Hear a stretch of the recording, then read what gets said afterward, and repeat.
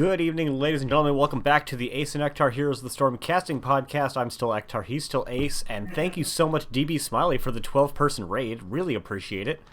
We are just about to get into this series between Phoenix Rising, Onyx, and the ABBA Murky cult.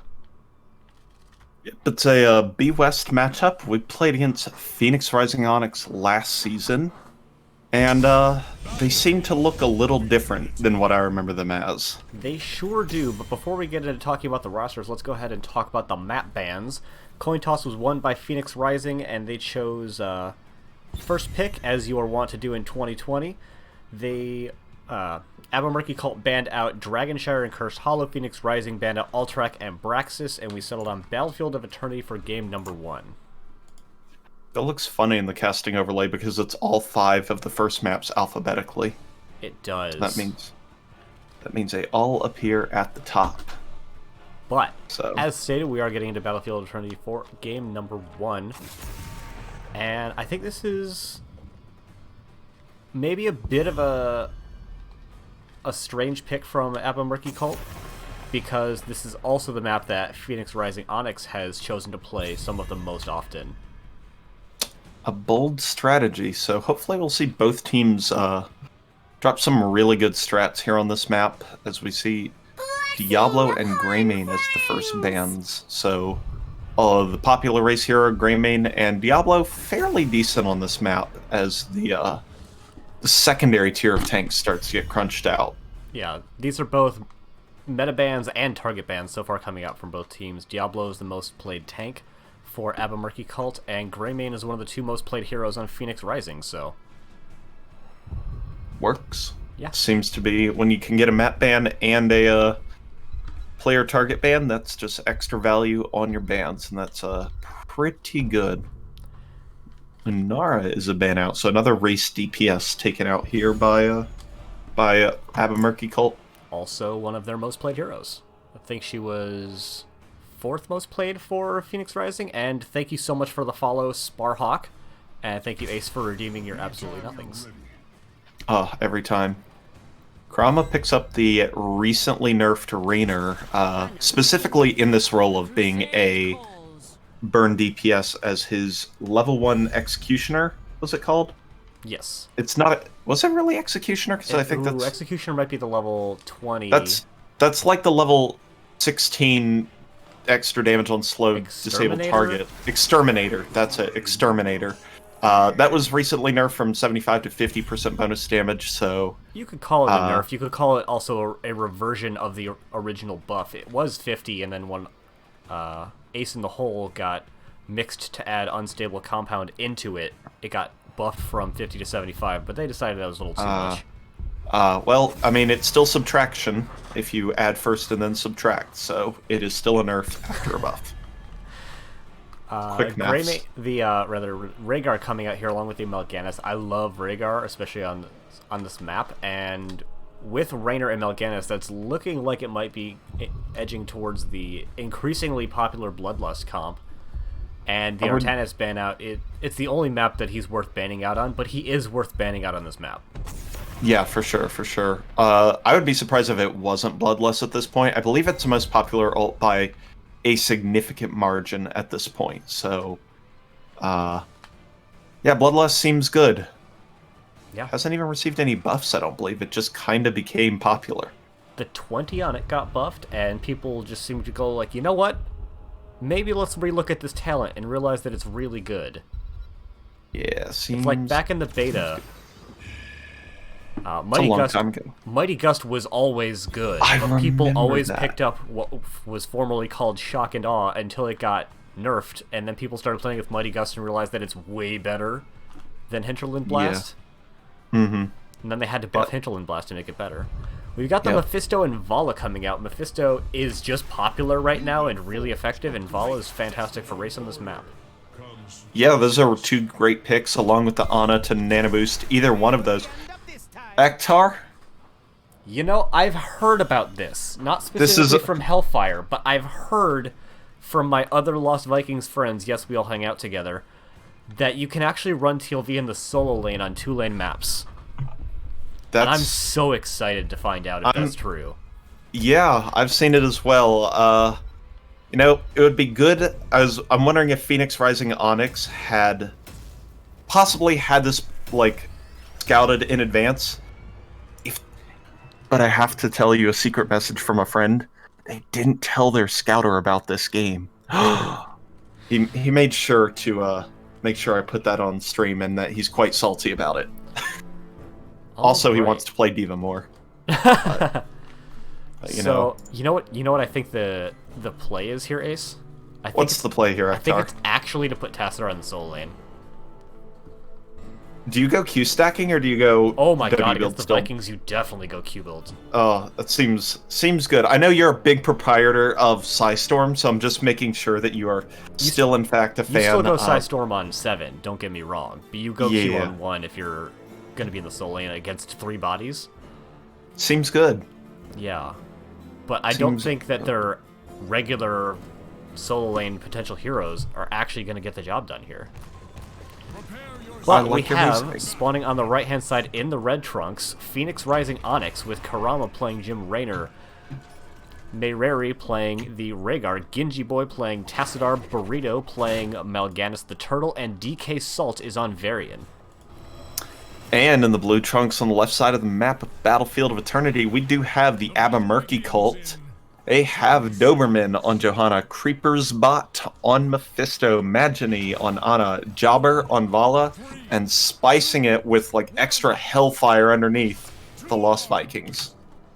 Checking out the level 1 talents as we are wont to do, we do have the Spy Games, which is the Eric goes invisible after, or stealth after being stood still for 3 seconds, recently buffed to add in 75% auto attack damage for a small period of time after that. And we have update your scene. Update the scene, have I not? I didn't see it on your stream, but that's okay. I thought I had hit the button before we had even like finished with the thing, but hopefully that is correct. Level 1 temps, we do have the Exterminator. We figured that one out together on level 1. Lion's Maw for Varian, and we do have Q build, which I think even in the 4-man is still correct for Tassadar on a 2-lane map specifically. Yeah, I tend to agree. There are 2 Vikings up here in the top lane with Balog and Eric up there, so they are facing off against not a hero Varian, so... And he went Lion's Maw on 1, which makes me wonder if we're going to get 2 regular tanks instead of C-Smash or Twin Blades. Lion's Maw is still a good follow-up to C-Smash, though, because it gets augmented by your spell power at 13, and it's just increased damage after a Smash armor reduction, so it's definitely not the sole talent for tank build. Okay. Got a little bit of both teams trying to take this camp. It looks like neither team can really afford to commit that much to it right now. Burrito taking a fair bit of damage, but is able to walk away. Not the greatest throughput in the world coming out from the Rhaegar, and even picking up the Colossal Totem on 1, which means he has even less potential healing than some of his other level 1s. I think it's the Lightning Shield that heals. I feel like that's been changed a lot to give health and then mana and then something else each time. I always seem to get it backwards. But... Level 1 it's health, level 4 it's mana. Ah, there you go. The 2 things you need. Yeah, Genji Boy is actually pretty low on mana. He's going to full back already. Looks like he hasn't quite been maintaining his auto attack stacks. If this gets identified by Murky Cult, they can definitely go ahead and take this camp. And we did have a bit of a Viking rotation. We now have Olaf in the top lane, Balog in the bot lane, and Hellfire, or rather, Eric just kind of having to sit there and wait for passive regen. Hellfire, my favorite Viking. Yep. Yeah, it's a really threatening name for a Viking. It definitely is. Definitely has some interesting Norse roots, but he has been playing fairly conservatively with them so far. Bridge camp being taken by Phoenix Rising Onyx. It is C-Smash. And it is C-Smash. I was just looking for that. It doesn't actually show at the top with the ults on Aliabs, at least the one I'm on. Until 10, I think. Top, but that's okay. Well, you know. So this is the part of the game that Phoenix Rising need to make a play, because they have better heroes right now, especially the Varian, but also the Lost Vikings on their opponent's side means that they should be able to just kind of take straight-up fights in a convincing manner. And we have Varian going for a heavy engage onto Jobber, not going to secure a kill. Actually gets topped off pretty well by Ana, and DK Salt's going to have to walk away. But the longer this goes on, the better it goes for the Murky cult, because they have the Vikings split out in both lanes and not contributing into this team fight. Yeah, if you thought Bruiser camps were scary in the bottom lane, Bruiser camps with Mercenary Lord on 4 from the Vikings and a Splash Viking pushing, really strong. DK Salt, though, in a little bit of a dangerous spot, is going to get antied, but does make it out, and the Force Wall does essentially keeps Johanna and gets him a Q stack for all that net worth. Yep, a little bit of extra damage coming onto Doberman, but really I think that Phoenix Rising are just trying to get through onto halftime, because I'm pretty sure on the first one it always goes into race positions afterwards. It does. It will always go into those offensive positions here after halftime. XP, about a half-level advantage right now for the Murky cult, but they are going to be facing down a mostly full shield Immortal, and so they're going to have to make sure not to take enough damage where holding out on the Vikings here ends up costing them too much. I'm interested to see how this goes, as I kind of would like maybe one better defensive hero. Like Ragnar's has an option to really nullify objectives, but Vala does well. Mephisto, he does okay. Yeah, and Doberman's actually taking quite a bit of damage right now. It's going to get slapped. Doesn't seem to have D-Shield available quite yet. It gets down very low and is going to be the first casualty in the game, followed by Eric. Oh wow, Jobber gets force walled out nicely, and the Q finishes him off. That is another kill for Phoenix Rising Onyx, and that's just going to be this bottom fort. There's really nothing that can be done about it, as this Immortal still hasn't even run out of shield yet. Yeah, and that is a really advantageous position for Phoenix Rising. You never want to go down in XP against the Vikings, although that's exactly what they kind of want. But in particular, the team with Vikings really doesn't want to go down in XP, because that's like the whole advantage that the Vikings do to try to give you is XP. Yeah. You trade away power right now for talents, and they're already down about a half a level. They've already lost a tower on their bot keep, so things really not going well for Phoenix Rising at this point. Checking out the top lane, where hopefully they can get some advantage. DK Salt is a little bit injured, but the Vikings just have no kill pressure right now. And Ektar, can you speculate as to why Johanna just now picked up her level 4 talent? I was just about to say there are 2 unknown talents, but Sin's Exposed just got picked up. I could not begin to fathom.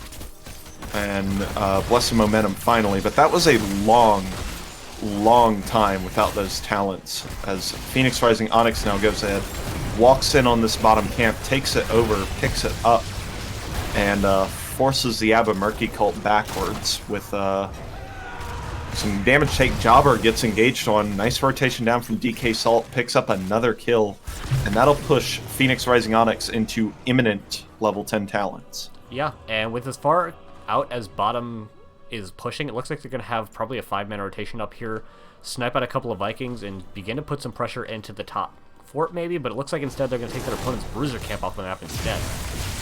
That's a great play, actually, because the Bruiser camp, again, as mentioned earlier, is more dangerous than normal with the Vikings available, so taking that off the map, even though it's not imminent structure pressure, it will give them an even heftier advantage in the upcoming Immortal fight.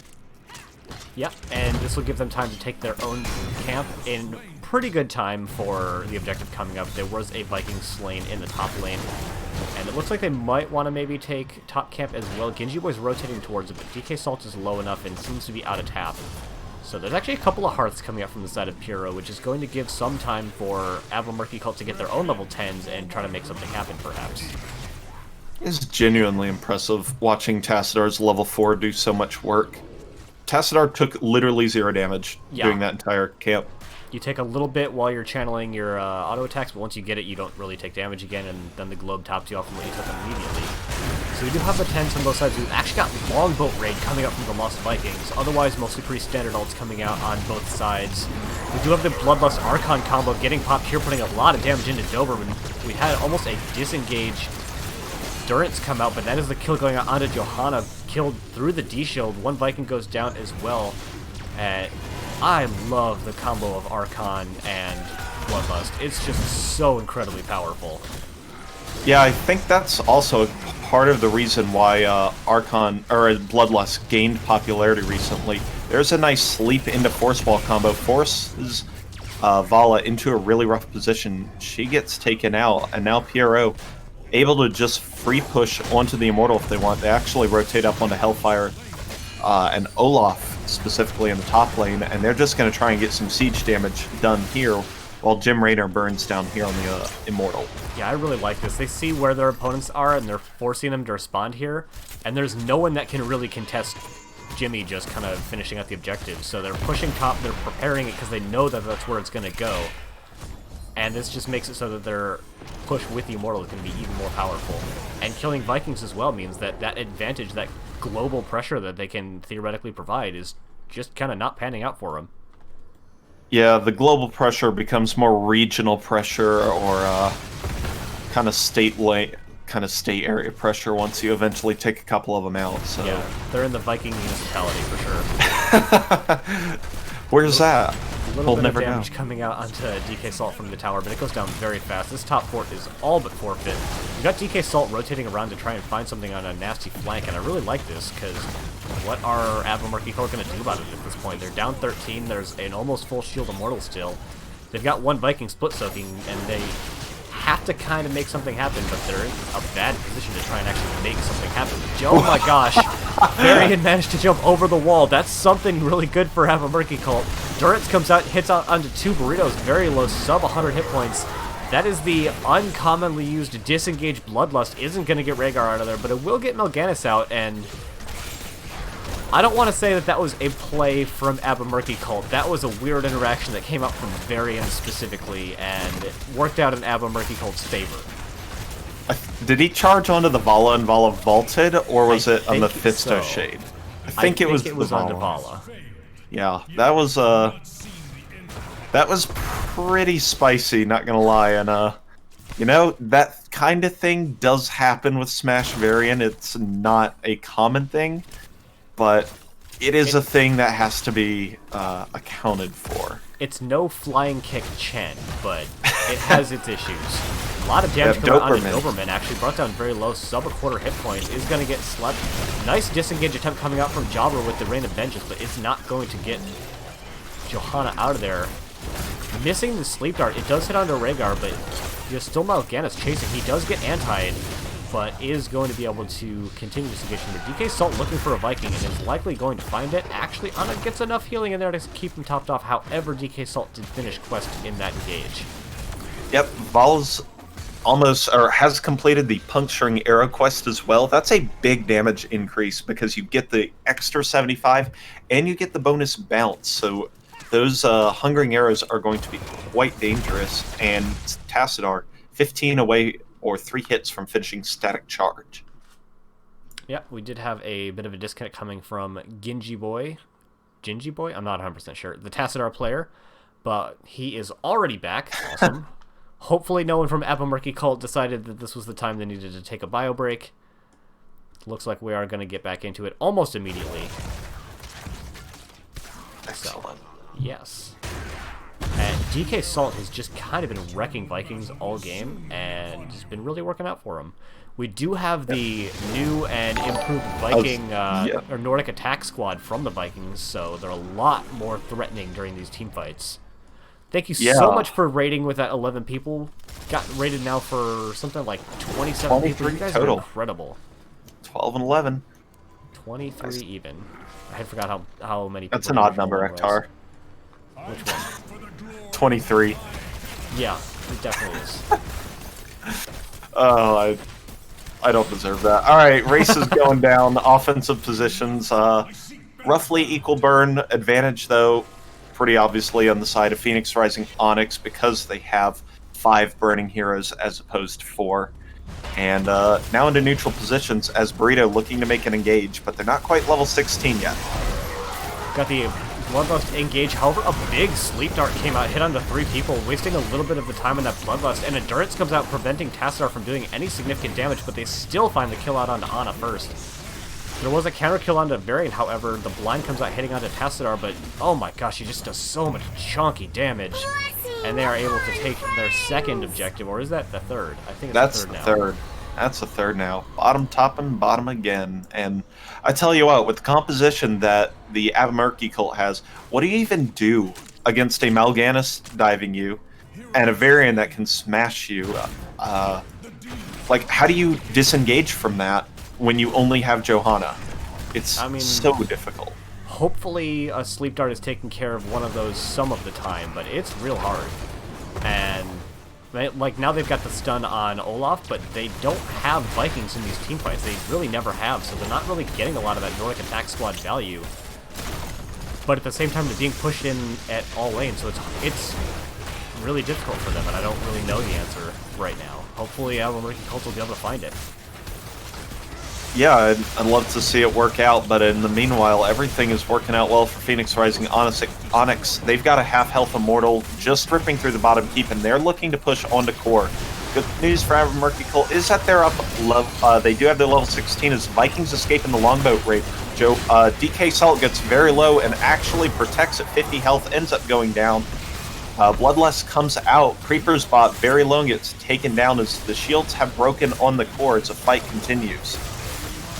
Genji Boy is fully stacked on Q already. That's so much total damage, and they've got another Archon. This fight has gone on basically long enough that Archon has come off cooldown, and I don't think with the combined might of the remaining Murky Cult members, they're going to actually be able to defend on this. Genji Boy is a little bit low. Actually, with Rhaegar not having a lot of mana, I don't know that they can continue to push onto this, but yeah, I don't know. It's going to be really difficult for Murky Cult to come back in this game. Like, Tassadar is just chunking out damage. Let's look at the damage numbers, actually. 67,000 compared to the next closest 46. And doubling That's anybody insane. else on the team. That is what we call a lot of damage. That is a significant portion of all the damages that are occurring, and it's just a matter of what can Murky Cult do. They're even in levels despite everything. I mean, that's the power of the Vikings. You can just stay even or ahead in levels pretty much regardless of what happens, and more than doubling the next closest hero in XP, but yep, I think that's quite doing it enough for them right now. They did get a fort during that last push, which is important. It is going to make it so that they're only down 2 katas in bot lane instead of 3. But not significant. I think they need to bring the Vikings to race this time. Or to I fight. think They need the Vikings somewhere not in lanes. They have an engagement coming out, and they are bringing the Vikings in now, so they're looking to do something. Nanobu's coming out, but there's just not a lot of CC to keep them in place to get that damage done. Eric did fall to DK Salt, but they can still use the longbow even with 2 Vikings. But they found a Burrito trying to be sneaky in a bush, and they're actually going to take him out, and that creates a huge window of opportunity for them to push on a Phoenix Rising Onyx, who are trying to flee from the engage opportunity, and it looks like they will be able to with I think that was an increased speed from Inspire, possibly, that got him out. Yeah, and only hitting onto 1 with the Random Vengeance on the Jim Raynor. And yeah, like you mentioned, he is a quick boy, especially with that 13, giving them extra movement speed. Oh, that was so close to a good engage from Murky Cult as the Durance misses just barely. However, DK Salt in a lot of trouble. Anti-grenade does land, knocks him down to about 1,000 health, and Phoenix Rising Onyx had to use Archon and Bloodlust in that fight. Probably their 2 most powerful ultimates. Yeah, and they're keeping everyone but Vala and some of the Vikings on defense right now. I think that's really smart, especially with the stun on 16 for Olaf. They have a decent teamfight ability. Nice CC coming out onto Varian. He's actually slept right now.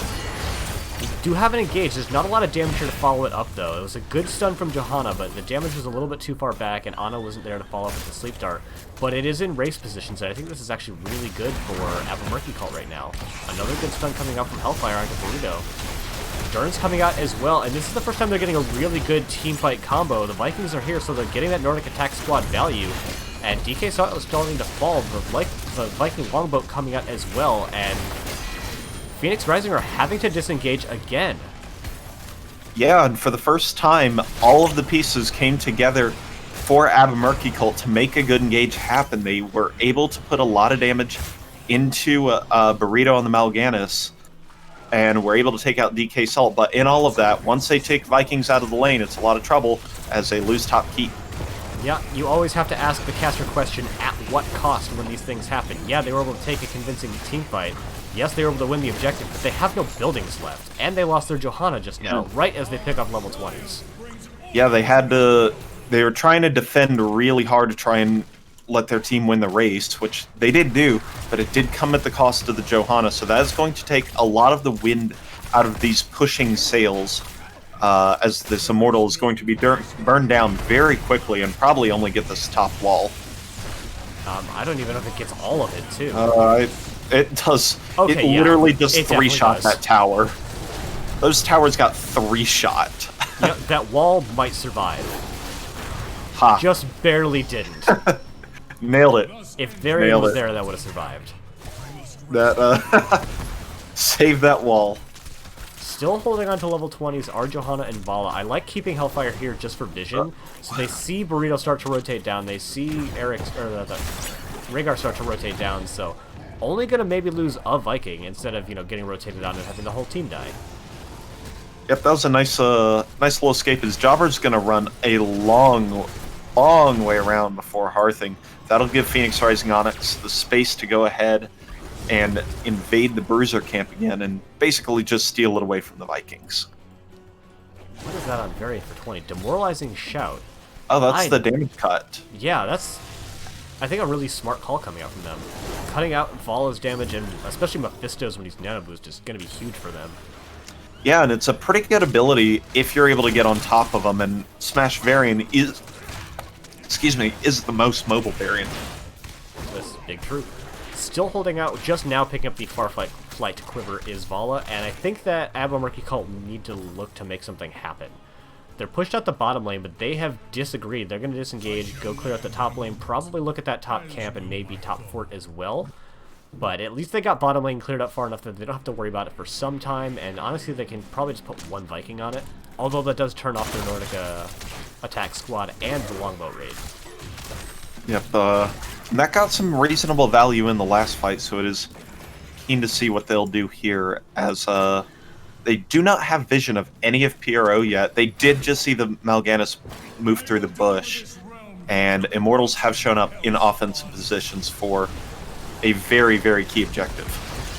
Yeah, we did have a bit of a start to an engagement coming out. The Nano Boost gets immediately slept, as well as the Durance, but that is still a kill going immediately into Mal'Ganis, followed by Varian. Protected, by the way, not getting him out of there. The Twilight Archon's starting to put in some serious damage, especially in this linear corridor, but the Durance, which came off of short cooldown, does find Genji Boy, however, he is able to disengage. Yeah, Mal'Ganis and Varian are just evaporating in these fights. I don't know if it's the Nordic attack squad exactly, as the death recaps aren't particularly useful when you're a tank and just get blown up by everything.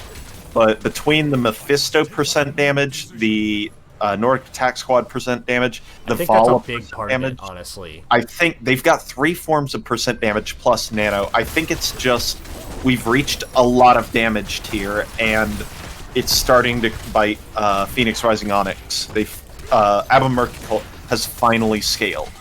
Yeah, they have 1.25% on 3 different heroes attacking for percent damage. It's actually nuts in damage if they're able to stay alive. And they're even able to invade on this camp and kill Jim Raynor, who is by far their best defensive hero as far as chunking out the Immortal itself. They are going to need to split a Viking into the bot lane because it is getting threatened by catapults. But they're definitely going to be able to even out some of the structured damage during this fight. I don't know that Murky Cult end on this. Yep, and it is important that Murky really Cult... important sleep dart there. Yeah, no kidding. That's going to get Varian actually just almost obliterated. The Demoralizing Shell actually kept him alive for just a while. Burrito goes in for the sleep into the tap on the dying well, uses the Carrion Swarm to get out. But that's more important cooldowns used on Phoenix Rising Onyx's side as they're trying to mount this defense here. It is worth noting that they do have Eric in the bot lane, which means that, importantly, he's not here, which means no Nordic attack squad for the Vikings. So those tanks don't get blown up like they did in that last team fight. I think it maybe would be prudent after killing this next catapult to rotate Eric up here so they are much more threatening. And he does just that, and he'll be there quite swiftly, I would say, as he'll be joining his friends up here. Doberman gets absolutely chunked by something. He gets engaged on. Counter shield comes out, though, and DK Salt takes an absolute crap ton of damage. Burrito is going to survive, along with DK Salt from the Protected. By the way, Immortal spins, hits Genji Boy, but Burrito escapes at 600. Shields on the core are down, but so is the Immortal. I don't know that they end here. The power of Twilight Archon and the Force Wall is going to seal in Ana, and as well as her fate. Doberman's very low as well, and they're both going to get dropped. And I think that might be it in favor of Phoenix Rising Onyx. A really close team fight, but just losing a few too many kills on that core push. And I think with that many heroes dead, they've got 6 heroes dead? That is correct. Yeah, I don't think that Solo Vala is going to be able to defend against all 5 heroes here. A really good effort coming out from Abba Murky Cult, but game number 1 is going to go in favor of Phoenix Rising Onyx. It is all over, but for the core health. Yep, 120% of it to go. This shield is 50%. Jobber's going to try and do his very, very best, but Bloodlust on the core is a very, very dead core very quickly. Shield's already ripped out, and that is, that's it. That was a lot better than it started, though. That became a really cool game, Ektar. It definitely became a game, that's for sure. I mean, you laugh. It started as not I know really a contest. That became a game. That was cool to watch the turnaround, though, with the 3 forms of percent damage. Abba Murky Cult finally reached the point where they could start winning. The problem was they'd lost so much beforehand that they couldn't lose again. And unfortunately, for them, they did. And it was a nice core defense there by Phoenix Rising Onyx to turn that, come back, and just nip it in the bud. Yeah, that is often the problem with Vikings, is you potentially lose so much early that it's just too hard to come back later in the game. That is kind of the feel of the Vikings right now. I tend to agree with you there. There was a lot of good value coming from the Nordic attack squad there. Like, 45k is more than you would normally expect to see on the Vikings, so they did do a fair bit more team damage than they would have maybe in the past. I would maybe like Nordic attack squad to be changed such that it works with all surviving Vikings instead of having to necessarily have all the Vikings, because that way, if Eric gets blown up, it just stops functioning. Go. What's up? No, you just int 2 Vikings, and then it's like Baylog God mode. Let's go. Get the full Baylog build where you the spears. I would like a 2 Viking bonus. So if there are 2 Vikings nearby, it does like 0.5%. 3 Vikings cool gives 1.25. I think that could make it really neat, where you could still do the Vikings thing complete, but only partially, but you still get some kind of bonus out of it. Or if one of your Vikings gets blown up, then you're not like, well, I guess I am wet paper damage right now until my other Viking comes back up. Yep. Ooh, I don't know if you're paying attention in the NGS chat, but we're going to a map base. We are. It's Sky Temple. Yep. As chosen by Phoenix Rising Onyx. That's exciting because it's an uncommonly played map. Also, one that Abba Murky Cult have chosen to play on this season. What? Both teams are just like gentlemen's handshake on these maps. Just, we'll play your good maps, you play our good maps, and we'll be good, right? Like, seems good. Yeah, very gentlemanly, both of these teams. Oh man, I just got a notification for a Java update available. That's exciting. Oh boy. Did you know over 3 billion devices run Java? Yeah. Actually. It's been that way since, like, forever ago. Alrighty, so getting into Sky Temple for game number 2. I don't think either of these teams have run an Abathur. But one of these teams has run a Vikings, and historically this was one of their good maps. That is true. That is a thing we did just see, Yep. and you know, it could happen again. It always could. Ektar, I'll be right back. I have been talking a lot today, and I just need to get a quick beverage. Alrighty.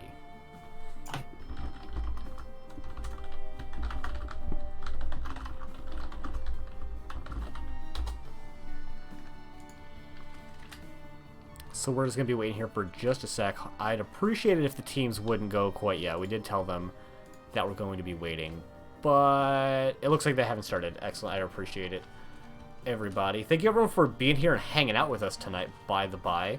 Covey, I see you're active in chat, as you always are when there's a Phoenix Rising game going. Much love for the organization.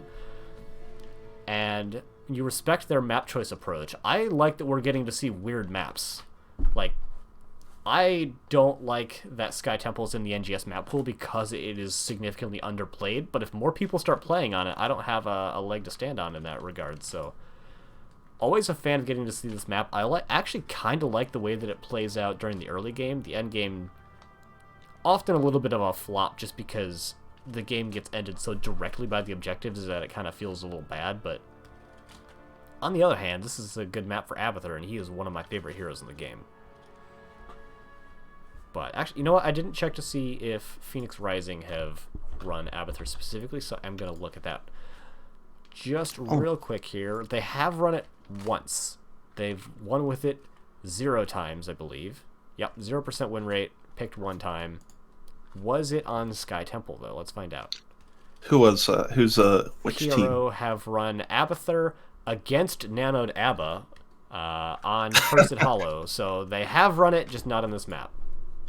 If you nano an ABBA, does his hat come off cooldown faster and you can Probably. more? But what I really want to know is, does it make that symbiote abilities cooldown faster? I would think so. I'd hope so. I would hope so, but Abathur is Maybe they should know. one of the buggiest heroes in the game, right up there with Samuro. So I wouldn't be surprised either way, honestly. And with a new Barak, a very big bug. I just had to. I had to. I had to. I'll leave now. Thanks. This would be the appropriate time for you to have a soundboard with the leaving Discord channel sound play. Yeah, that would be perfect. Yeah, because you're in casting or streamer mode, so it doesn't give you the channel updates or anything. Right. But yeah, it would be great. Doo-doo-doom. I know Linus has a couple of those. Oh, that's so good. Oh, that would... Oof, that's just rude. Alright. So, based on the performance in the previous game, do you feel any of the heroes were target ban worthy? Over what they've already shown to target ban? Probably not. Maybe the Tassadar. Tassadar is just good, because wave clear is good, and lots of damage is also really good, so... Yeah. And I think this would be a good map for Tassadar. I think you maybe consider banning him out if you're have a Murky cult, because it was so chonky in those team fights. Yeah, they have opted not to do such a thing, though, as they've gone with the Silva and Lucio bans. Now, the previous ones were both player and map specific. This one seems very just player specific, because I don't... Wait. Ektar. What's up? Do you remember you casted the Durton's Couch game recently? I did. I have no memory of what occurred or transpired, so please eliminate me. We played Abathur on Sky Temple, and the team against us played Sylvanas and pushed down all our buildings. They've banned out Sylvanas so they don't get all their buildings pushed down. Is this a Vikings or an Abathur? Here from Abba Murky Cult. The bands, or one of the bands, may leave. I now remember that. That was so cool. Yeah, they had Zul Sylv and just pushed over every building, which is the correct thing to do on this map against an Abathur comp. Yeah, because Abathur can't do anything to actually stop that. I Not love a Lunara on this map, not gonna lie. She rotates quick, she's got good wave clear. She's got good poke, and she's so non-committal at it. And that's the way that a lot of these objectives go, because they're so open, except for the bottom one, that if you could just poke in, do a little bit, and get out, you're just in a better position than you were before. Yeah, and each tick on the objective isn't particularly impactful, so you can give it up for a short amount of time, kind of like Volskaya, kind of regroup yourself, poke down the enemy a little bit, and then re-engage. So, yeah, definitely a good hero pickup. We've got the Ming and Nano Boost for the Ming in the form of an Ana again, for Murky Cult, and that's just good. That's a team wipe in hero form. So they decide that Rhaegar is the hero that they need to respect, and I can't disagree with that. Rhaegar is fantastic, and with Bloodlust, he's really strong against Ana, especially if you have a not super chunky front line. Like, Johanna maybe doesn't die, but she also doesn't really stop people from running past her too much compared to some of the other tanks. Yeah, just to tell you how good Rhaegar is right now, if you heroes profile and then filter Master League and Diamond League, 4th highest win rate in the game currently. Jeez. And that's with a 750 sample size. That's not insignificant. It's 59% win rate and 5th highest in all leagues. There is an Abathur. There's not a target yet, and last round we saw Hellfire pick up TLV, so we have to see them pick up something TLV again. That is the appropriate reaction to that. Zul'jin? Oh my. That is scurry. There's not an offlaner in this, because Abathur is questionable at offlaning. You know, this map, it's kind of okay. It like can be. This map in Cursed Hollow, it's kind of okay to just have Abathur pick up globes as necessary. And they have a scary 4-man right now. So yeah. I think that might be their plan, is to just kind of rotate mid-bot area and just try to shark for kills. That seems like a reasonable thing to do. And I like the Dahaka pickup because he will force in the top lane, but he can also dig down when there's a lot of pressure. That is a very true statement. Dahaka and any globals really do well against both Abathur and the Lost Vikings. So, good pickup there from Phoenix Rising Onyx. A little bit of TLV and Abathur facts for you. This was true a while ago. I don't know if it got changed, but last time that I checked, if Abathur clones a Viking, and the Viking player has talented into any of the basic abilities, the clone will pick up those basic abilities, even though they're talents. That makes sense. I mean, like... It does, but it's one of the very few instances where Abathur's clone gains benefit from another hero's talent choices. Yeah. That's super interesting. Alrighty, once again we have spawning on the right-hand side in the red trunks, hoping not to go to a game number 3. It is Phoenix Rising Onyx with Genji Boy playing the Orphan, Burrito playing Mal'Ganis, Maeri playing the Malfurion, Karama on the Leaping Deer, and DK Salt is on Dahaka. Oh, change, evolve. All right, in the left side of the map, rooting with everybody else except a couple in the chat for a game number 3. It is Murky Cult with their half-namesake being played by Creeper's Bot, Jobber playing Li Ming, Doberman on Johanna, Hellfire playing the Zeratul, and Magini on Ana. Checking out the level 1s as we are wont to do. We've got race car build coming up from Dahaka. Zoom me so fast. And that'll allow the double soak, possibly. Yeah, which could potentially allow them to just, like, stay down in the bot lane and just 4-man the whole time, similar to a Towers of Doom strategy. Yep, it is something that we have tried, as we have several players on the couch this season that can play Dahaka. So, ooh, wow, that's a lot of damage going out onto my area, and a Vorpal Blade confirms a kill. That was a full Ming combo into a full Zeratul combo into 0 health bar. Also worth pointing out, we have the Celestial Alignment, so Malfurion is not getting Qs on himself every time he Qs somebody else, so not maybe as topped off as he otherwise would have been during that Zeratul engage.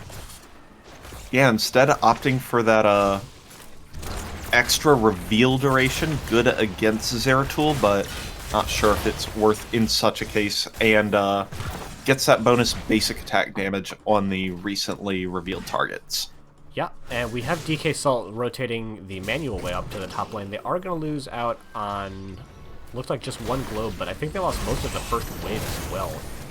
So, slight advantage already going in favor of Murky Cult, and that's with an Abathur who is not particularly great at just regular soak. Or anything, yeah. Abathur's a very much a later game hero. Invade coming out for PRO, that's the decision you make against an Abathur comp. It is, however, a 4v4 until Dahaka shows up, which he does, burrs into the backline, tongues Magini on the Ana, and is going to get that Ana taken out. Kurama lives with about 60 health. Hellfire, though, finishes off 2 kills with the help of the Abathur that may have been on Doberman as the fight continues on the point, but health bars are in 3-digit tier for Murky Cult for all their heroes combined, so they're going to have to disengage, but they traded evenly, I believe, and that works, I think. Yeah, it was slightly advantageous in the kill counter, I believe, for Murky Cult, and Abathur can soak really well if no one's trying to push in the lane at that same time, so XP advantage going in their favor by about a half a level. They did lose out on the camp, but they were able to clear it out without it doing a ton of damage. Like, it did some fort damage, but not a whole heck of a lot, and honestly, not a lot of XP is hidden in those camps, so slight advantage for Murky Cult. Yep, seems like a good thing for them. We do have the Bruisers picked up for Pro right now as the first temples come online, and look for Murky Cult to just kind of trade this away as an Abba composition. Really doesn't like standing on buttons. Ooh, I say that though. Job is in a heck of a lot of trouble, and is no way. No. Oh my god. Magini going big on the Ana, gets multiple heals out and the sleep dart when its team needed the most. Hellfire gets the counter kill onto the Mal'Ganis, and look at this work for Murky Cult. Just an incredible amount of work put in by that Abathur hat too. That was definitely a Carapace shield that was keeping Jobber alive through all of that, and they were able to find a counter kill into what should have been their own hero dying. However, they did give up the Johanna just there. Yep, tried to push in on just a tiny bit too skimpy of a health bar, and ended up dying, so that will be the end of the aggression for the mid-temple, and forget what I said about anything about trading. 1 temple down, 1 to go, and now both teams are going to go esports over it again. Murky's going to wait. I'm not particularly familiar with Zeratul builds. Is this an auto-attack build? Is that what this is? Okay. This is the one-shot build that I do in Brawl. This is where post 20, you can delete any support or DPS in the game instantly, like sub second and a half if you do the full combo, right? Does about 4,000 plus damage, but it does not come online until 16, so they've got to wait for that power spike. Okay. I was wondering, because I had noticed that Abathur did go into auto attack speed on Symbiote. I was wondering who was benefiting from that. Maybe the Zeratul to a certain degree, but is it better than Needlespine? I'm not convinced, based on the hero lineup that they have for Murky Cult. Yeah. Regardless, the getting kind of low. Yeah, the nano is gonna, or the bio grenade is going to stop him from getting any of that nice healing, and that's gonna be a kill before DK Salt is able to burrow on up here, make it back into a 4 bodies versus 4 bodies fight. However, there's an Abba hat some of the time, so that should be an advantageous team fight for the side of Murky Cult. DK Salt is pretty low. He does dodge the biotic grenade and the condemn, but is still going to get picked off by Hellfire. He's just putting in work this game. Man, I look at some of these Zeratools, and I'm like, damn, I'd like to play like that. And I go, and I have 8 deaths by the 12-minute mark. I'm just like, damn. And that's how I feel right now. Like, this is some, like, safe Zeratool play.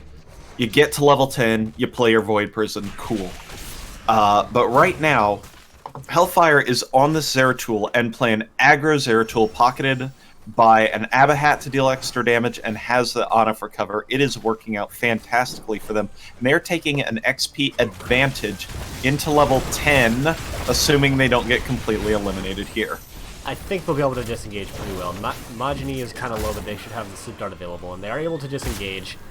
And yeah, piggybacking off of that, Hellfire is playing like they've got a 3-level advantage right now, but they've been even this whole time, and just barely scraping out in some of these team fights, but also just barely securing some of these kills. It's very impressive to watch. Yeah, it really has been. 10's picked up for both sides now. We've got Ultimate Evolution, definitely Might of the Nerazine coming out from Zeratul. I'd have been shocked if it was anything else. Bless Shield standard, Nano Boost standard. Nano insta-kill Zeratul might be one of the scariest things I've ever heard of. Yeah, it makes that 1.5 second kill time into like a second kill time, and that is a 50% reduction, which is just incredible. Creeper's bot gets chunked down kind of hard, but Burrito gets chunked down as well. We did have the clone coming in, which is it's fine that thing went down. However, only Orphea's ult got used, and I think that having the extra body is more powerful than the Crushing Jaws, so this might be a team fight that Abba Murky will have to try and disengage from.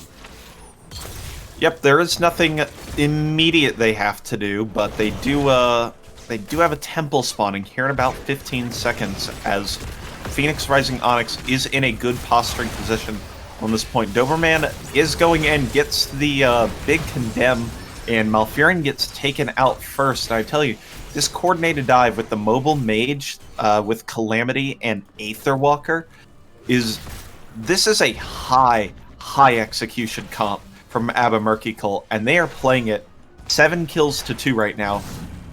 They're just playing it well. Yeah, and they've actually got so much of an advantage in kills that they're actually able to start taking macro plays, which is one of the things that you can be a little bit weak on with Abathur, because you don't have that body, so if you get invaded upon, you just kind of lose. But if you get kills, you're not behind in bodies, and you've got an Abahat, so you can actually take camps at reasonable times. You can vacuum up all of the XP with the Abathur hat, and just snowball an advantage into more advantages. And as my favorite caster always says, when you're ahead, get more ahead. That's so I was with you until you said favorite caster. Who actually said that? Because that muddied the waters more than cleared it up for me. Did it? That is an Artosis original. Okay, that is an Artosis original. I wasn't sure if that was Artosis, Tasteless, or a Day 9. Day 9ism, because Day 9's a good caster, man. He sure is. Oh. I need to watch Hellfire. Wow, look at that tongue. That tongue actually just hit Hellfire from like a really long distance away. He was trying to drop the isolation just now, but missed entirely. Hellfire is just kind of dueling right now, which under the camp should, you would think, go in favor. I missed that Li-Ming kill. I'm so sorry. The duel between pseudo offlaners was just more interesting. But they were able to save the fort in the top lane. Level 13 is getting picked out for both teams. And it lived with 59 health, and that mule's coming in now. Yeah, that's just a teeny little sliver, and saving that is huge, because it'll be a defensive point for them, but also it's going to soak some tower shots from that top objective, and it's going to stop their opponents from getting catapult pressure. Just huge to keep alive. And look, this one has the same sliver of health, but it's never going to get any higher than that anymore. We do have DK Salt coming to try and int on this. The mule is in a position where it actually hasn't been killed by incidental AoE yet, and he gets killed for it. Maeri is trying to get out as well, and that mule stayed alive. They didn't actually put enough AoE into it. Burrito's going to get taken out as well. That is the most valuable mule I've maybe ever seen. Put a hat on it. Oh my god, he saves it. Oh my god. That fort just traded 2 for 0. That is one hell of a fort, living at 333 health. Yeah, that fort should just be upgraded into a keep at the 12-minute mark, like what happens on towers. It should have like a veterancy system, like in some RTS games, where the more kills a single unit gets, the stronger it becomes. That's that fort right now. Oh, yeah, so that's it's definitely a commander fort. And they're going to take top button, Abba Murky Cult is, so they're going to defend that fort even longer. And the mule's down again. I'm having a hard time holding the caster impartiality right here, Akhtar, because this has been really interesting. It sure has, but we're at that point where it's an even, 4 and an Abba Hat v5 team fight. We don't even have the Abba dropping evolution yet. So this is an advantageous, if not if even teamfight going into this top objective. Although Dahaka did burrow down to the bot lane. I believe that just happened. He wasn't here the whole... He was here originally, right? Yes, he was. He just has that on cooldown now, over 70 seconds, so... Okay, perfect. It was just used, so they have decided they just got a couple extras. Abathur's actually slapping the last minions, so the team can move down faster. That's Oh my god, Pyro are going boss. That's a bold strategy, Cotton, because this is the original throw pit. Here. Did they get... Okay, they pulled off of it, because Murky Cult saw the boss wasn't there, and they didn't flinch. And I was just like, what?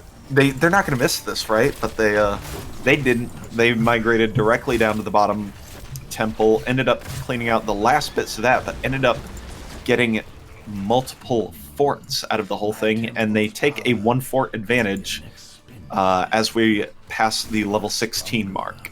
Yeah, big F's in the chat. Top fort did eventually go down. The mule wasn't able to keep it topped off from the concerted efforts of an entire team ad nauseum, but it definitely lasted longer than it had any right to. Mule's just OP like in StarCraft 2 Wings of Liberty. Oh, don't even remind me. You used to be able to get upgraded gold minerals with the mules. Oh my god, so much mining. So many Marines. Oh, it's dark days, Hector. Dark days. Yep. They are invading into this camp here. Looks like DK Salt was thinking about trying to snatch Johanna, but they weren't able to quite make that happen. And, oh, that's so much wave clear coming out from Hellfire just there with the double cleaves. And they're just starting to paint the map blue. Like, they don't have huge advantages. Realistically, they've just got lanes pushed out. Big, actually, engagement coming out onto, looked like Hellfire there.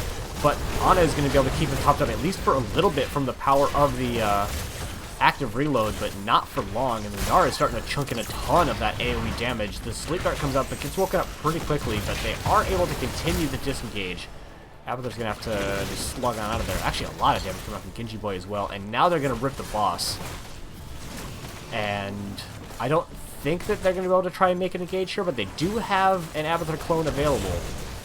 They will not have a Zeratul, but they might try to fight this anyway, because they're low and because they've got a Li Ming.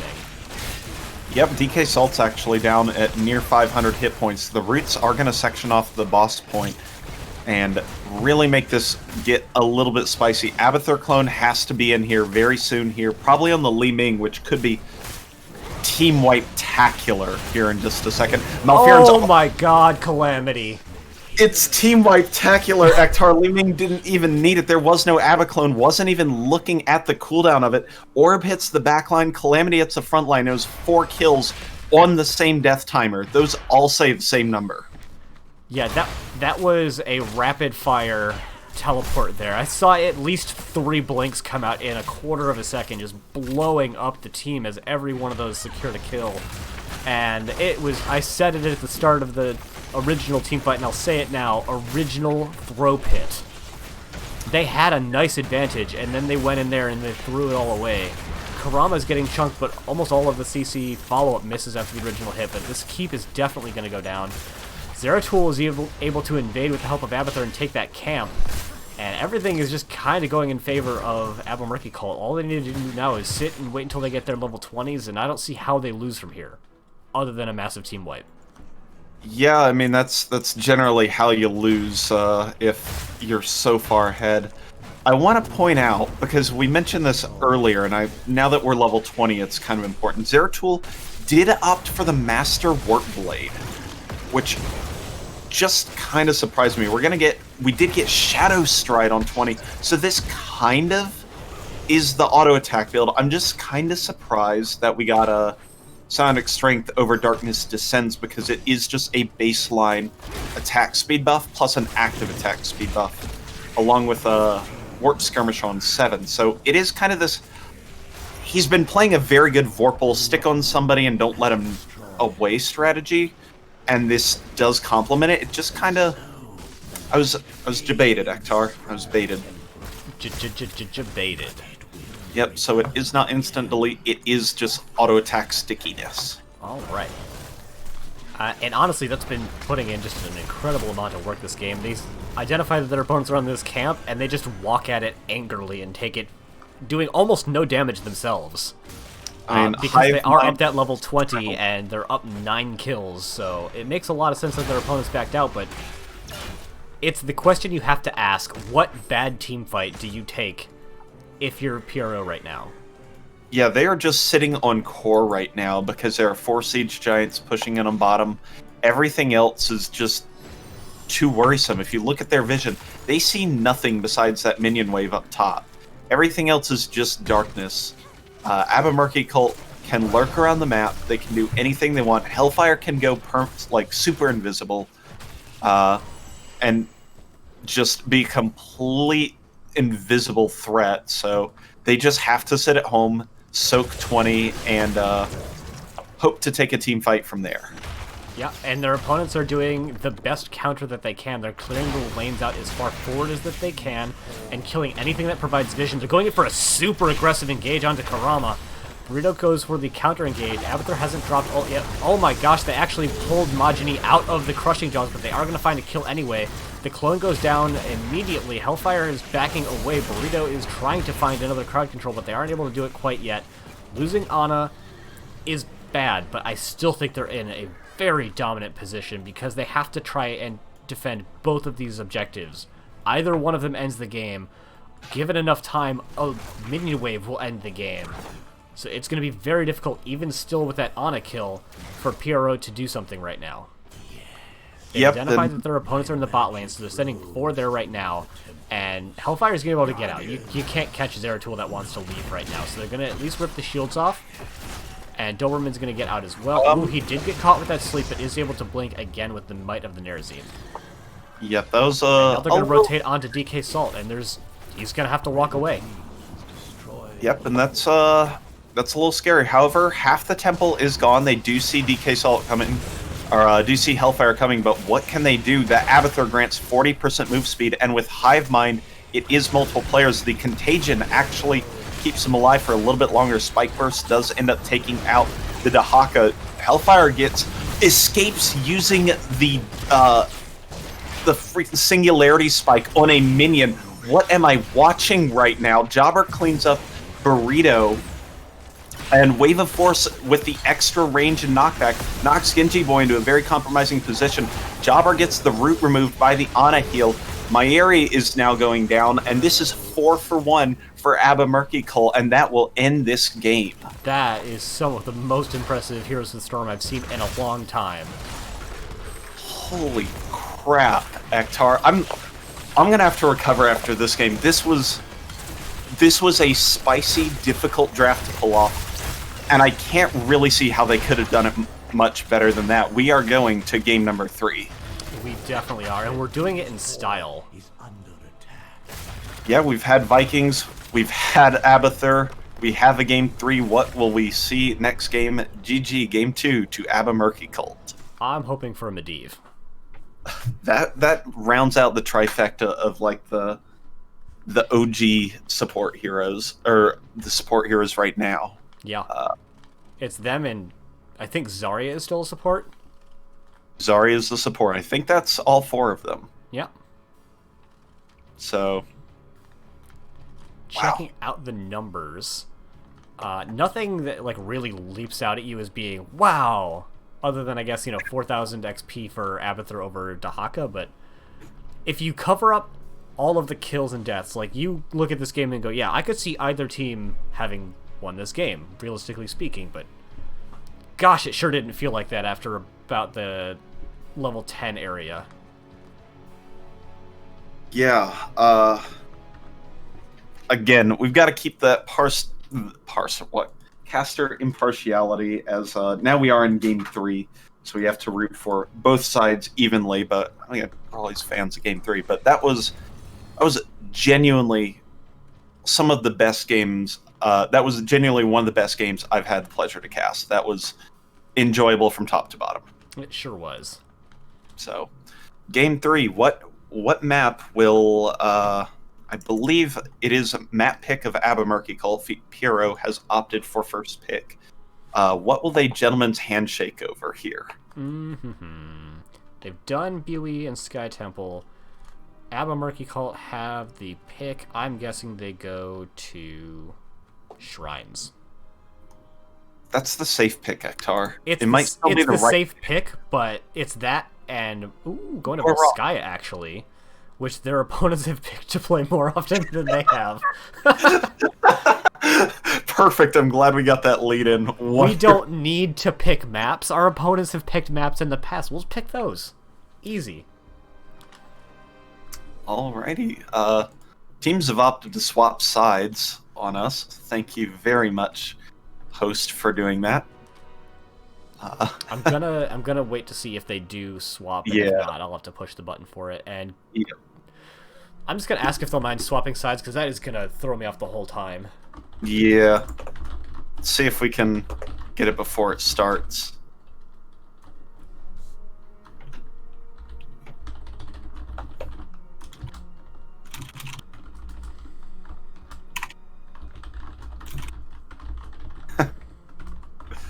Yeah, I 100% would definitely call them the wrong team names for the entire game after after getting it right for 2 games in a row. Yep. Oh, I'm in. Let's go. I'm pretty sure you can't sub for a Div B team. You can play in a Div B team, but you can't sub for a Div B team. I can't off roster, but you know, if Stormleague keeps going the way it does, maybe I can one day. You know, oof. That is a feels for sure. That is Heroes of the Storm post-quarantine edition. Diamond 5, that is where you can get onto a B team still, I believe? I think that's right, but if not, you could always use the roster cap command, which is new to Season 9, and... As a div mod, it is the most useful exclamation mark command on the entire server. Yeah, strong agree. It's even the first one on in general chat right now, and it is in fact Division B is D5 P2. According to Covey, we're in for a treat here, or at least Kime is. Yeah, So I hope that means that they've got a plan for this game number 3. Not that they haven't had plans for the previous game, but like, if a team tells you we have a plan going into it, as a caster, that just makes you feel all kinds of things. Yeah, it's like you get to read into the draft and you're just like, ooh, what are they trying to do here? Is there anything extra cool? How could this create a grand plan, and what hero or pair of heroes could that be? And it's a lot of fun. Yeah, I want to point out something Covey said in chat that is very true. We had a strong game number 1 showing from PRO. Then we had a strong game 2 showing from AMC. So both of these teams have shown a capability to beat the heck out of the other team. Which means that going into game 3, it's not super obvious who wins. Like, sometimes you get to a game 3 where, like, team 1 dominates in game 1, and then team 2 barely scrapes out an endgame team fight that they were losing, you know, the whole rest of the game for to scrape out game 2, and you're like, alright, game 3 probably goes to team 1, but no, this is a slobber knocker with both teams just throwing haymakers the whole time, and that means game 3 is still very much up in the air, so we're going to get into it on Volskaya Foundry. First pick going over to PRO. Yeah, we'll have to see how the bans work out. Murky Cult has been a lot more map-specific bans with Greymane and forget who their other one was in game 1, but it was another race hero, and then they've also banned Artanis. It was Artanis. Oh yeah, the other round 1 one. The other round 1, but regardless, they went with... You are correct. They went with... Sylvanas Lucio in game 2. Sylvanas Lucio game 2 into the other healer. You know, I'm real good with these. Rhaegar. 3 tanks banned out, yes, that good healer. 3 tanks banned out, and they leave Johanna up and let Li Ming be the ban for Murky Cult, which means they are objectively disadvantageous in the tank position. Yeah, like there are maps where you don't need Johanna, namely BOE and Braxis. Going into a first pick Abathur. Sure.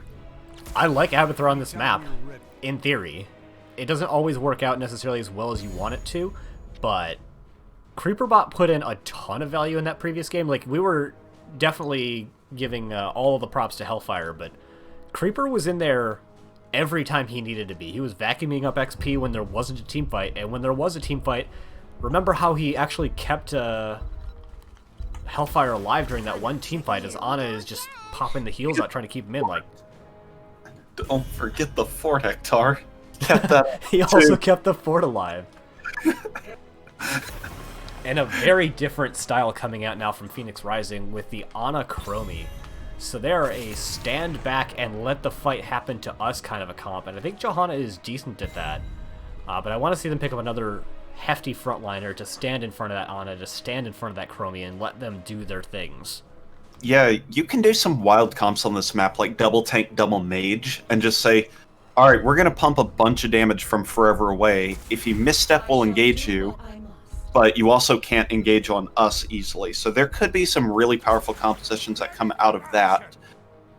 And an Alexstrasza and a Murden. So it does complete like this 3-man core of DPS tank healer.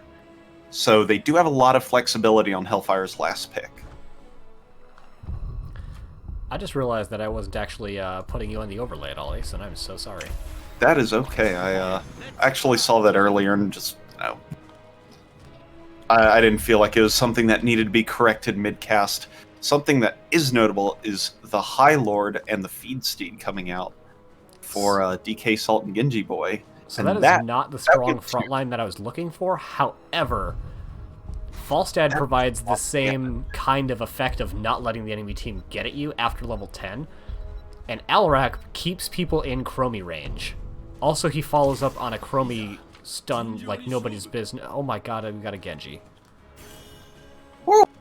Genji got buffed, so let's see it happen. He sure did. What? There's swaps happening. That's not going to stay like that. I'm pretty confident. I'm slightly less confident than I was before. They in fact just pulled the good old Lurk Patrol, swapped heroes, swapped them back. Okay. I'm sure we never scared a caster with that at all. I was fine with the Abathur and Genji swap. Getting the healer in there as well is a little Monka-esque, but it's okay. But they got a Genji. That's yep. You can dive with Genji pick. And an Abathur hat, so he became more survivable, slightly less mobile, but he can dive in as well. Yeah, dive in, pop the Abathur abilities and Genji's abilities, and then dive out. That's a possibility. Going to take high execution, but Murky's shown that they have the ability to do it. Alright, for the last time tonight, we have spawning on the right-hand side in the red trunks, Phoenix Rising Onyx with Burrito playing the Johanna, Genji Boy playing the Feed Steed. Karama is playing, I can't actually tell, DK Salt is playing the High Lord, Karama was on Chromie, thank you very much, and Mayeri is playing the Ana. And on the left side of the map, in the blue trunks, we do have Murky Cult, once again with half the namesake, being played by Creeper Spot. Magini moving from Ana to Alexstrasza now, Hellfire going to be playing Genji, Jobber on Jim Raynor, and Murden Q-questing it up by Doberman. Agile Dismount. I never see that talent get picked up on Genji. Admittedly, I don't very often see Genji, but that's definitely not part of the Genjis that I do see. Yeah, that was one of the ones that was changed, although it was just to match, I believe, the change to Cyber Agility, which nets to a 1-second nerf to the ability overall. Yep. So we do have Chromie going into the Q quest, which these days is very standard. Johanna making sure that they want to get that extra bit of shielding and CC. Sleep Dart, as we've seen all 3 games on Ana, representing the grandmas in the Nexus. And it looks like a very normal build from Alarak, and we got the Bird Box build coming up from Falstad. A little bit of damage on DK Salt. He missed a pull and got stunned for it. Genji is chasing him down, not going to get the kill, but likely going to force DK Salt either to back or to tap. But it's okay, it's the 1 minute mark. You can tap and get away with it. You sure can. For those that don't know, if you tap by about the 1 minute mark, it will be available during any map which has an objective that starts spawning at 2:30. Yeah, that's the 3-minute objectives, which I think is everything except Braxis and like one other map, so they're essentially free. I think Dragonshire probably as well. D-Shire is the other one. You are correct. As we're gonna get a team fight very early in the game. A huge bio grenade is gonna prevent a lot of healing. And that is typically why you don't see Alexstrasza picked into Ana. We hadn't mentioned it, but I mean, she puts down a big circular-shaped heal, and Ana puts a big circular-shaped not healing inside of it, and it tends to go in one way, and only one way. Yeah, as it gets, as teams just get coordinated, which is less common in your brawls and stuff and more common in the, in these kind of leagues, you just see everything get pumped into a circle. It's like a big target, and then you'll see teams try and stay out of the circle until the very last second. It creates some interesting opportunities as an invade might be coming down on Jobber here in the bottom lane. Yeah, and with the tank just coming through the mid lane now, they might try to make a bit of a flank happen here, maybe get a Q stack on the way out, but really they shouldn't be trying to make anything happen here. Yep. And that is overall the case. Big circle comes out again. Biotic Grenade denies all of that healing. Muradin gets chunked out, and Murky is actually just completely out of health before this objective even spawns. Yeah, and Majini is going for a Q build, which means they're going to be punished a little bit less by these Biotic Grenades, but it means that Alex is a lot less of a healer until level 7, and you can pick up that Life Blossom, which stops you from spending health on your Qs. Big damage coming out onto Genji. He does pop the deflect, but he got silenced first, so it takes a lot of damage before he can block any of it. Yep, the Alarak play has been quite solid here from DK Salt so far, converting a lot of their damage into real long-lasting hits, as the mid-objective hasn't even gone over to one side. Phoenix Rising Onyx decided for macro plays as opposed to taking the objective, and so they do have level 7, so they should have a fairly easy time controlling the point soon, but nonetheless, that is their decision. Jimmy is going to get full comboed by Alarak, but is able to step on out of there, pop his E, and is going to be nice and topped off, but they really need to get themselves level 7 post-haste, or they're not going to be able to make an engagement happen at all.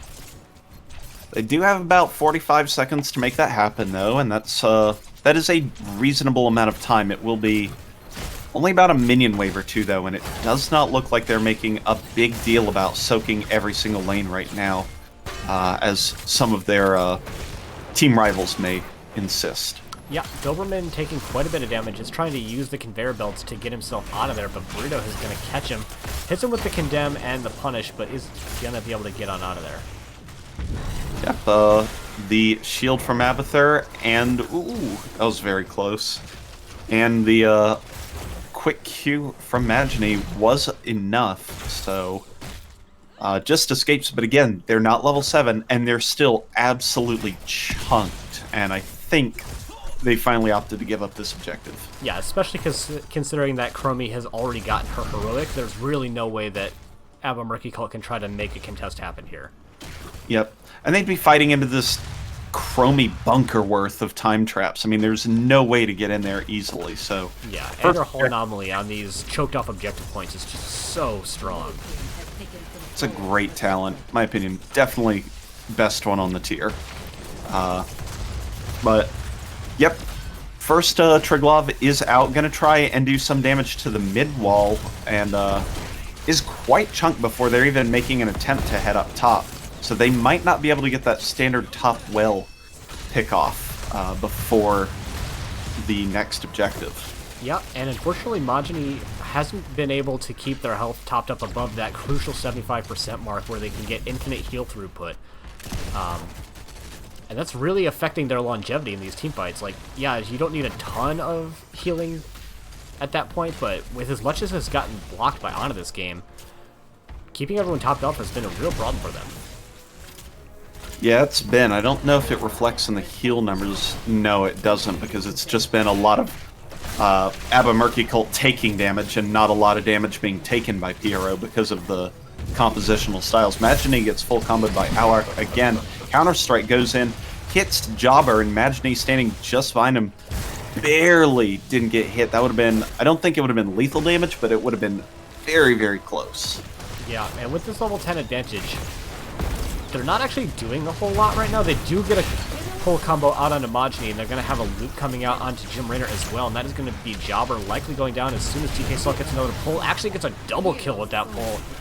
And now with level 10 and basically no resistance, their opponents are going to start doing a lot of things. They're going to bribe over their opponent's camp. They're going to push down this top fort and likely going to try to pick up the biotic emitter on the way out as well.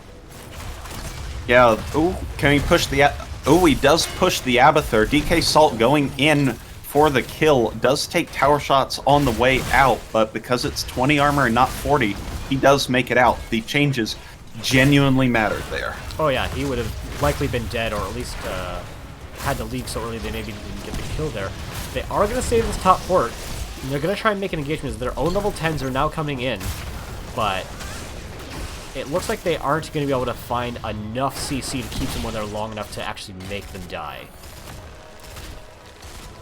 Yep, we do have the Dragon Blade coming out for Genji. He also has the Dragon Claw on 4, so he is going that in-your-face, deal a lot of damage in melee range build. So that's going to be an interesting dive with the Muradin, is what I'm trying to say. Muradin Genji can be a kind of dangerous dive target, especially with the life binder to keep him topped up.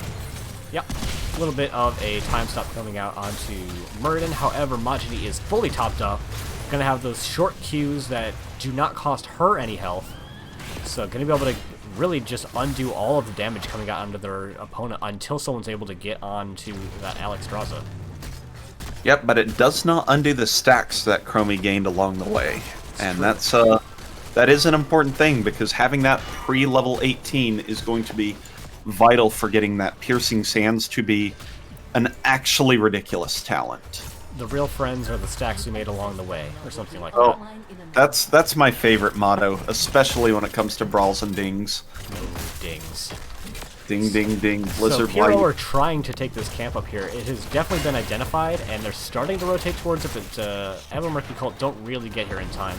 They could still try. They haven't picked up the objective yet, or the item yet. Only one player could. I mean, That's... hey, Ooh. if only one player can, then they should be on it right away, right? Yeah, I don't think he recognized that, though, and now they have 3 turrets and 2 biotic emitters to go, so there's a lot of toys for Phoenix Rising Onyx to play with, as the top objective has spawned, and they are up level 13. Yeah, and it had Ana on the objective this whole time. It's actually already got the jump down. They have to pop Avatar to get on out of here. Is barely going to be able to do it. I think, I was thinking maybe Mighty Gus would have secured a kill there, but with the huge life binder, Doberman going in kind of all alone and is going to get very punished for his hubris there, as with the life binder already used, there was not enough healing in the world to keep him alive. Yeah, that was a little rough. I think there was a bit of miscommunication because Hellfire rotated down, and Murden just like, here we go, we're going in, and I don't think anybody else got that call, so that will concede most of the rest of this objective to Phoenix Rising Onyx, and they're going to be able to take this top fort as well. Yep, and smart positioning with abilities by Karama there, making sure that these Dragon's Eyes were hitting, it's not what it's called. The Chromie W's were hitting both the fort, thank you, and the mule, so dealing double duty on the damage there, making sure that they get all the damage in, but also preventing the building healing from coming out from that mule. I like the double damage duty alliteration there. Why, thank you. It's well done. Creeper's bot could be in a little bit of a strange spot if he happened to get caught out. Again, objective not opting to go directly into the bottom lane. Well is already down there, so I guess that's a good reason why you wouldn't want to do it. Instead, they have opted to clean out that mid fort, as the Triglav has about a quarter of its health left or so. Dragon Scales is a really interesting choice coming out from the Alex Draza. That is armor when you yourself are the recipient of a crowd control effect, so worried that they're going to be engaged upon a little bit too much by DK Salt, I have to imagine. A lot of damage coming into Doberman, right? Trying to fight past the objective. They do have Falstad comes in, looks and gets a nice gust onto Jobber and Hellfire. They get the first kill out of the Muradin and did not have the opportunity to pop that Avatar. Jobber is very low as well. DK Salt looking for a pull combo, but just not quite close enough to get it done. Ooh, very, very close, though, as Alarak has opted into Rite of Rack Sheer on 13, And he already is sitting on 153 sadism. It gets to that 130, 140 mark, probably about 140, when Alarak really starts to hit like a truck with just his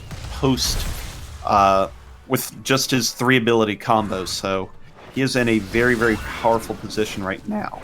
Yeah, and other talent I wanted to highlight real quick is Way of the Shimada, the new Genji talent on 13.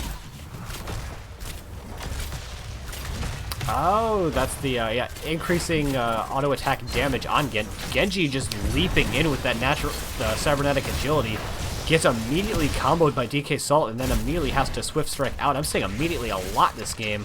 We do have a Chromie combo coming up onto Doberman, but they did get saved initially from the power of that Lifebinder and of course the Avatar form as well. They are able to all get out of there, but they did still give up the item for their opponents. Yeah, that was a well-timed Lifebinder. It wasn't too early where it triggered before the rewind hit, but it was just after, or it was applied just before the rewind came out, which allowed Doberman to take a little bit more damage before getting topped up to full. So that very well could... Rising are going to drop an item here just so they can go pick up their other item. That's pretty funny, but it is going to get sniped by Magini. Run, Magini, run! Nice snipe there. It will cost him 1 Doberman in the exchange, though. Can you really put a price on dogs, though? They're God's most perfect creation. That is a true fact right there. Falstad did fly on up to top lane, so they're going to have to take the slow rotation back down here if they want to get here for the next objective. But it looks like they're just going to try and soak mid out right now. They decide to drop the healing item as well. A bit of an interesting choice from them, just so that it will tank tower shots until the wave gets here so they can really force down this fort. Yeah, that's a commitment. I think it's... I mean, they're overflowing on items. The Biotic Emitter, I don't believe, stacks. It does not. It just overlaps area, but they are now down to only 2 items compared to the 5 that they had not terribly long ago. Yep, I haven't seen him have too much of a threat in a team fight, though. It is 9-0 in kills, not even... I don't even think a kill has been close right now. Not especially. Onyx, so... No, they've just gotta... They're trying to find all the advantages that they can, and... You know, which ones they get are pretty good. Nano... Alarak comes out, absolutely rips Hellfire, forces the Lifebinder out. Muradin also having to drop the Avatar, and the health bars on Murky Colt just get absolutely trunked. Dragon Blade finally going to come out, is going to get Burrito very low, but it is not enough. He gets turned around and comboed by DK Salt. Jobber in a very dangerous spot as well, is going to be able to escape with the extra move speed from Abathur, but this is all PRO, all game right now. I want to point out that was a scaling amount of health that kept Johanna alive during that team fight, and yeah. There was someone else in that same area. I couldn't remember exactly who it was, but as Genji was coming out that Dragon Blade, there were 2 heroes below 200 or 300 hit points that would have gone down if it weren't for the 2 levels of scaling on their side. And unfortunately, unfortunately, if you're a Murky Cult fan, there was that scaling, which meant that Pyro were able to survive and then get the turnaround Q blow up from DK Salt and just massacre the remaining heroes for Murky Cult. Yep, it was DK Salt that got down to about 1,000 hit points or so. So it wasn't an immediate kill, but they would have gotten the Swift Strike reset, and yeah, it would have been real nasty, and it could have changed the course of this game. But that is what good soak will do to you, is getting you that extra level that allows you to walk away with just a few hit points. Yep, and I like this call coming out. Clear out the top lane so that it's not a threat. Get this item so you can get some teeny little advantage going into the follow-on fight, but Triglav barreling down the bottom lane, even when there isn't any damage into the keep yet, is often enough to end the game with a level 20 advantage. So we're going to go ahead and hide talents, because I don't know that they will be relevant during this team fight, as there's going to need to be a pretty significant defense coming out here to make this happen, and Majni getting comboed by DK Salt is not a phenomenal way for them to start. We do have the clone getting popped. Creepers is going to go in on the backline with that Genji, and Genji Boy actually going into the Nexus Frenzy, not going into the Wind Tunnel. And they don't They're actually backing really far out here, trying to wait out the monstrosity, or evolution rather. Yep, and they do wait it out, so Engage is back on. Doberman could get slowed by the boomerang, but Alaric used the combo already. Is still in a lot of trouble, as I believe his leap is down for another second, so could be taken out if he is not careful with his leap cooldown. Yeah, but in backing out as far as they did, it's already down below 50 hit points. We did have DK Salt popping the blink, but he did actually get all of the ability resets, so he gets chunked out very hard there, but a lot of damage being put out. Ana is the first to fall in this team fight to the sweeping strike. DK Salt likely going to be the next to fall. Doberman has got brought down low, but is still alive. However, the Triglav is just rolling base on this core, and just barely, I think they're going to have enough damage here. It's very close, but that is going to be Game 3 and the series going over to Phoenix Rising Onyx in a very close core call. Yeah, that bottom lane is always, especially since the core changes have come out, that bottom lane is scary to end on, especially on Volskaya. Those rocket gloves can really disable some of your heroes, push them into a wall. You've got a really tough angle to push into as well, or you almost are forced into a concave. So that is a very tough spot to end, but Phoenix Rising Onyx was able to do it. They do clean up nicely and take the series 2-1. Yeah. This is another one of those games where you can look at the score screen, and even if you cover up the kills, it's pretty... You think it's probably pretty likely which team ends up winning, just looking at the damage coming out from DK Salt compared to the damage from Jobber, the next closest on the opponent's team. Healing was in favor of Murky Cult by a fair margin. Like, Ana did not keep up with Alex Straza that game in the heal numbers, but you know what? Nano Boost is a hell of a drug. You need a certain stat to be able to tell that goes in concert with healing. That's been gone for about a year, Ektar. Yeah. If you don't take damage, you can't heal damage. That is a and I think that was fact. Yeah, I think that was the big thing from PRO. There were not many times where they got low. It was like the 2 Dragon Blades, and Ana died first in that fight. Yep. On the core, and every other time it was just plain old poke. As we said, it was a let him just kind of wait for the engagement to happen and then nuke him for it. And DK Salt did the absolute nuking. Every combo, just tons and tons of damage. I think he ended that game. So I don't want to cut you off too much, but we've got Karama waiting for us in the lobby too for a post-game interview. That's pretty quick. All right, let's go. I usually have to stall much longer for the captains getting the interviews. Well done. Congratulations on your 2-1 victory tonight, Karama. Thank you. So, one of my favorite questions to ask going into these interviews is, how did you prepare for this series? So this one was really last minute. This match, I think, was scheduled just 2 days ago, so our scouter, Sailor Clift, was not actually able to do a scouting report for us. And I worked all day today, and then I took a nap when I got home. So I think I woke up for a team practice like just past 9:30. Burrito actually had messaged me, and that's what got my attention because I was going to sleep through it. And I did my scouting while we were in the middle of a brawl with my extra screen. I just went in and viewed their stuff about 30-40 minutes prior to the match, saw what they liked to play and what I felt was their comfort picks, and took a look at those and also what kind of maps, but their map picks were kind of all over the place, so I wasn't too for sure there, so I just figured get rid of something that we don't like and try to get first pick. So I'm not going to lie, I had to do some errands today that I wasn't expecting to have to do shortly before this series, so I didn't get to scouting the teams until about 30 minutes before the match. So I feel you with the rush scouting today. So initially, y'all had first pick, and your opponents took you to Battlefield of Eternity, which, from my scouting, is one of your team's most picked maps. So I imagine you had to feel pretty comfortable going into that one. Yes. We like BOE. We haven't had the best success on it. We've had some really close games there. But we've always felt like it's one of our better maps. Just because we know how the map mechanics work there. And after our series last night against NanoDaba, we tried to go for the same type of composition we had there with getting the first pick on the Rainer, and worked out really well for us. Sailor Twift commenting in chat, no one told me there was a game, Pepe Hands. Posted in schedule next time, sad face.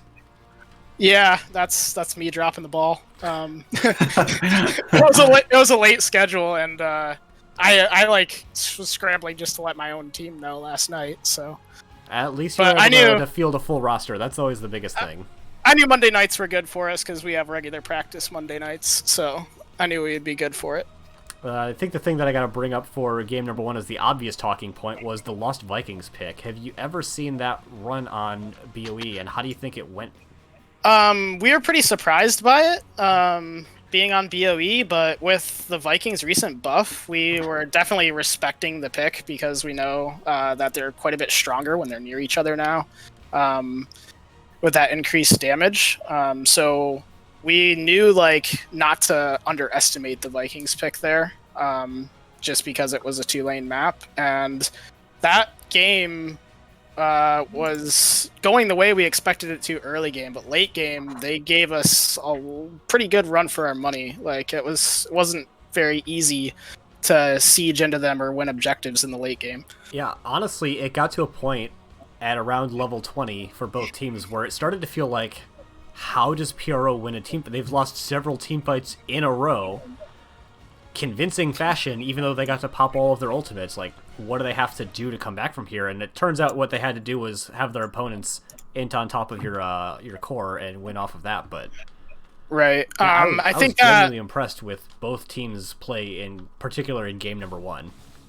Yes, game number one was very close, and I think the biggest thing for us was miscommunication. So we were getting split, and our tank and off lane were in ahead of the rest of the team and getting basically deleted. And that's what was swaying the fights in their favor, because we weren't really all going in at once. And then when they came onto our core, we were kind of just turtled up next to core, so we got kind of the fight and engage we wanted, along with, defender's advantage. So for sure. And then going into game number two, you had map pick this time, and you chose to go to Sky Temple. Would you mind explaining that pick for me? Because this is often considered the least popular map in the entire NGS map pool. So our thoughts there is there's some other maps that we like a little bit better, but we didn't really want to go there without first pick. And we're just like, what's the most macro map left available? And we were like, well, there's Shrines and there's Sky Temple. And we're like, well, Sky Temple's kind of out there, so we'll just take them to that. So it was kind of like a random pick. We didn't really know where to go there. We just didn't want to go somewhere where we would sacrifice a really good first pick, because we were initially thinking Tomb of the Spider Queen, but we didn't want to go there with first pick, with my scouting showing that they like the Diablo Garrosh a lot. We didn't want to leave Johanna up, didn't want to leave Zol up, so I couldn't really target ban as much there, so that's why we chose Sky Temple. Alright. Yeah, because I noticed that Abba Murky Cult have actually chosen to go to Sky Temple before this season as well. Honestly, both of you picked maps that the other team seemed comfortable playing with. It was really interesting to see coming out from both teams there. It also led to first pick having a 100% win rate in this series. It also did that. That's how most of our series have gone, actually, I think. So we've been electing for first pick as much as we can. That's really 2020 feels for Heroes of the Storm. In Season 8, I saw map pick probably 30% of the time being chosen. First pick was still definitely the more high priority, but there were teams that were like, you know what, we're comfortable on this map, we want to go here. Ever since the tower changes, people want that first pick real bad. Absolutely, and we're a pretty new team, revamped roster for this season, so we haven't really found our foothold as far as what we believe to be really our best maps or comforts yet. So we just kind of like playing all of them. So map pick isn't as high of a priority there. All right. And given the way that Game 2 went down, what would you want to say to Hellfire, the Zeratul player, right now? Wow. So that whole draft, as soon as we saw the ABBA come out and we're like, sweet, we get to play Lost Vikings. We're gonna just counter it. And then the Zeratul pick came out and we're like, oh, I don't know if that's good anymore. And then we decided to go with the Haka because we thought it would be a little bit better. But that Zeratul definitely gave us a lot of problems there. I'm so glad that you said that, because I've always considered the Lost Vikings to be a good counter to Abathur, and I'm a TLV player as well, and I'd love to pick TLV into Abathur, but yeah, against a Zeratul as well, I can see why you didn't go down that route. Ektar, I think we have a new comp to try. What's that? Abathur and Zeratul into TLV. Like against TLV? Interesting, yes, for sure. Did you know that if Abathur clones a Viking, he gets any of their basic abilities that they got from talents? I did not know that. Yeah, so if you pick up Spin to win on 7 and then get cloned by Abathur, your clone of singular Viking will have Spin to win. Sharing is caring. It's the galaxy brain we need in 2020. Kobe, thank you so much for subscribing with Twitch Prime. You get all of the singular awesome emote now. I'm actually thinking about changing the emotes because I think that the Ektar love is a little more widely applicable, but enjoy your Ektar shocks in the chat now. And then going into map number 3, where once again you had first pick, and you, I think, did a very smart thing in game number 3 where you banned out tanks, your opponents banned out ETC, and you immediately snapped the Johanna. Yeah, that's our plan right from the start with first pick there. We wanted to get rid of, we knew because we had first pick and it wasn't on BOE, we didn't need to prioritize any assassin or race. So we knew we would just ban the comfort tanks of Diablo and Garrosh and take the Johanna for ourselves if they left it up. Kobe, you're a madman. Thank you so much for gifting 5 subs in the chat as well. Holy cow. I think that might be my first sub gift bomb, and that's incredible. Sharing is caring. I'm sorry for this interview getting sidetracked with your boss giving out a bunch of subs, but such is life. I think that you guys ended up going with a really interesting strategy as well, with the second round pick of the Chromie Ana, just really picking a bunch of backline heroes. And I had said during the draft that I would expect you to pick up a really beefy frontliner to round that comp out, and you ended up going with the Falstad and Alarak instead. What's kind of the reason behind the Falstad and the Alarak pick in particular? Because they seem to mesh a little bit less good, maybe, than the Chromie Ana.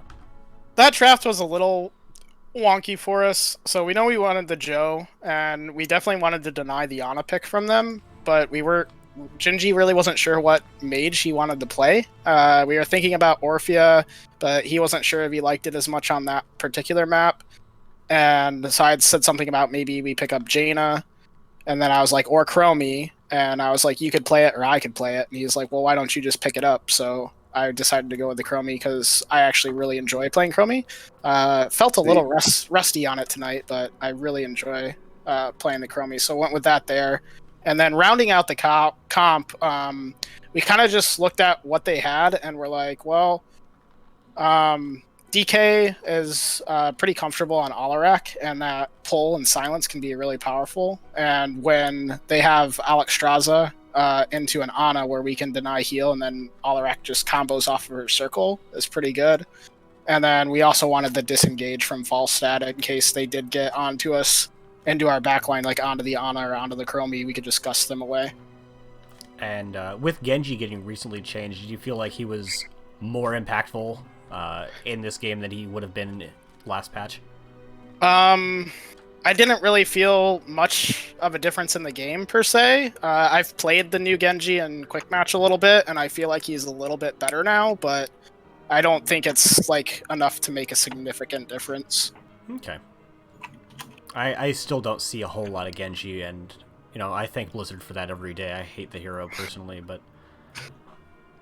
I know a lot of people really enjoy Genji. So thank you for coming in to do this interview. Ace, do you have any questions for Kurama? No, you were thorough. I appreciate the interview. It was well done. So All right, so Yeah, we're gonna congratulations. throw it on to you then for any shout outs that you want to give. Okay, so shout out to everybody watching and to the Phoenix Rising esports community and all the support that we get from them. Shout out to my team. Really great job tonight. Game one, like to really shout out Gingy. He played phenomenal on the tasks. So I think that really helped us in game number one. Like to shout out to the Apple Murky Cult. Great series, very close games. It was a really good match, really fun to play. And shout out to you guys for giving us the cast. Thank you so much. We really appreciate it. All right, and then we're gonna hop out so we can do stream wrap up and then find us a nice NGS raid to conduct. Alrighty, have a good one, guys. Have a good one. see ya. Alrighty, thank you everyone for coming by for the stream. Thank you, Covey, Nate, Ace. I saw you were active in chat as well. I always appreciate the chat activity. Thank you, Covey, for the 6 total subs today. That's incredible. And it looks like we're gonna want to get a raid on over to Jinxie Cat as they are streaming Resurgent of the Storm versus Cosmos.